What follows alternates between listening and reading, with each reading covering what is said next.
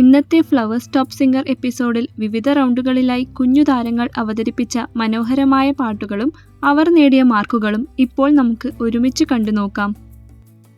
വിദ്യാസാഗറിന്റെ മനസ്സിൽ തൊടുന്ന ആരു തരും നിനക്കാരു തരും എന്ന ഗാനത്തിന് എസ്തർ നൽകിയ ആലാപനം ആദ്യ നോട്ടത്തിൽ തന്നെ ശ്രദ്ധ പിടിച്ചു.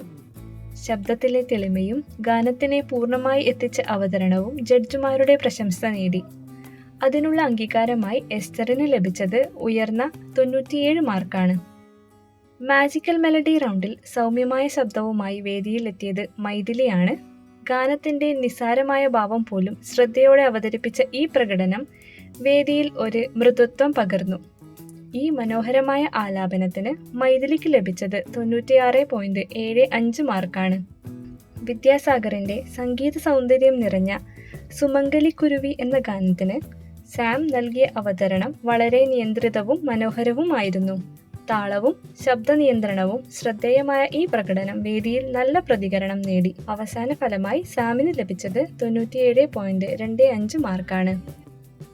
ചിരിയും ഊർജവും നിറഞ്ഞ ചിരി ചിരി റൗണ്ടിൽ ദക്ഷ് വേദിയിലേക്ക് എത്തിയ നിമിഷം മുതൽ ആവേശം നിറഞ്ഞ പ്രകടനമായിരുന്നു.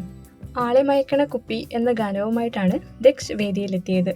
ഗാനത്തിന്റെ ലാളിത്യവും വേദിയിലെ ആത്മവിശ്വാസവും പൂർണ്ണമായി ഒന്നിച്ചപ്പോൾ ഫലം അത്യുത്തമമായി. പൂർണ്ണമായി 100-ൽ 100 മാർക്ക് നേടി ദക്ഷ് ഇന്നത്തെ അവതരണം മറക്കാനാവാത്തതാക്കി. ഇന്നത്തെ പെർഫോമർ ഓഫ് ദ ഡേയും ദക്ഷ് തന്നെയാണ്.